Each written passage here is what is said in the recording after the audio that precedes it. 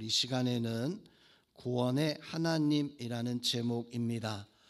셀라이프 오늘 본문 말씀의 내용을 보면 출애굽해서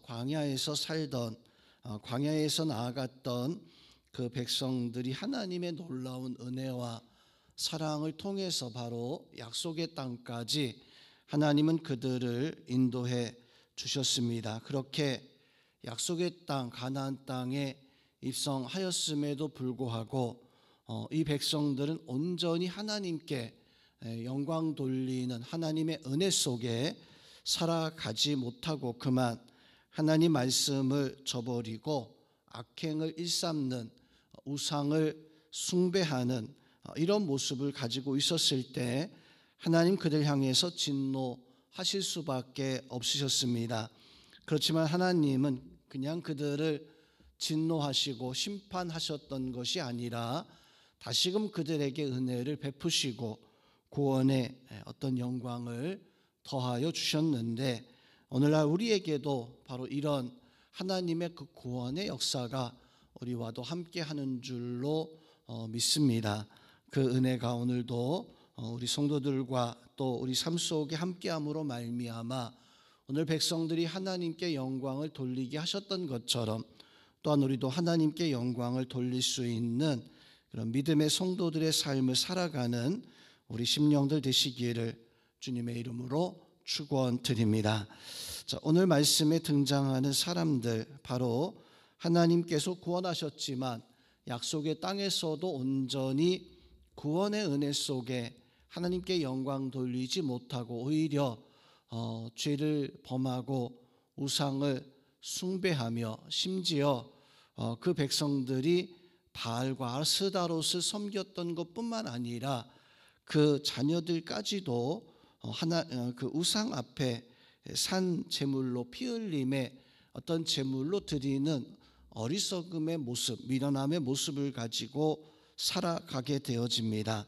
즉 하나님의 경고에도 불구하고 그들은 더욱더 사악해지고 죄 가운데 악행을 저지른 모습을 가지고 광적인 어떤 그런 지경에 이르렀을 때 하나님 그 백성들을 심판하실 수밖에 없었습니다.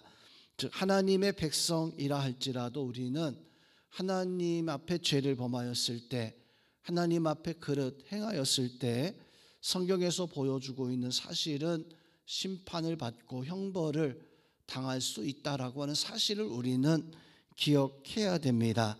그런데 하나님은 그 백성들을 형벌과 심판 가운데 놓아 두시지만 그러나 하나님께서는 여전히 그들에게 구원의 하나님이시고 또한 여전히 그들에게 구원의 은혜를 베푸시는 하나님이신 것을 볼 수가 있습니다. 그래서 오늘 말씀에 등장하는 사건들 또 오늘 말씀의 배경들은 오늘 40절 42절 말씀에서 보니까 하나님은 그 백성들 향해서 맹렬히 노하시며 자기의 유업을 미워하셨다. 그들을 이방 나라의 손에 넘기시고 그들을 미워하는 자들이 그들을 다스리게 하셨다라고 이렇게 말씀을 해주고 있습니다. 즉 그들이 우상을 숭배하고 하나님을 거역했을 때 미디안 또 블레셋 아말렉 아모리 족속 같은 이런 족속들로 말미암아 이제 그 약속의 땅에서 그들이 종노릇하고 또 그 소산을 빼앗기고 또 훗날에는 바벨론 포로로 아수르의 포로로 끌려가는 그런 어려움을 당하기도 했습니다. 즉 하나님 앞에 믿음으로 살아가지 못했을 때 하나님의 진노하심이 그 땅에 반드시 임하였다라고 하는 사실을 우리는 기억해야 됩니다.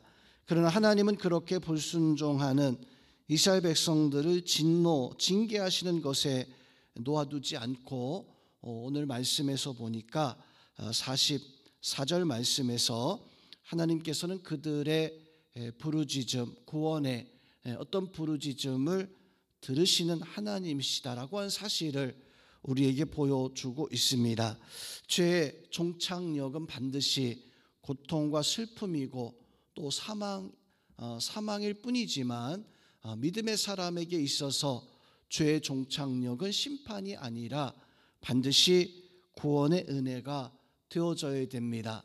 그러기 위해서는 오늘 말씀에서 죄에 대해서는 심판하시지만 하나님은 그 죄에 대해서 회개하는 사람을 구원하시고 또 하나님께서는 그 심령을 다시금 회복하게 하시는 그런 은혜를 더하여 주시는 것을 오늘 말씀 속에서 바로 증거해 주고 있습니다.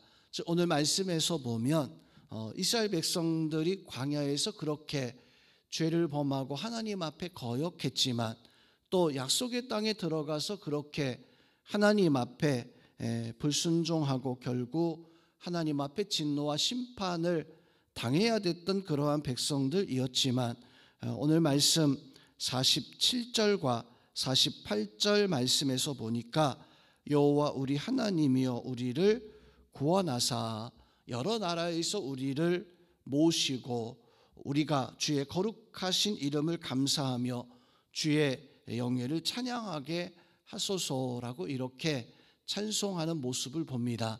즉 죄 가운데서 오늘 시편 기자는 하나님 앞에 구원을 찬송하는, 구원을 소망하는, 바로 하나님 앞에 하나님의 그 은혜를 구하는 이런 기도를 드리는 모습을 볼 수가 있습니다.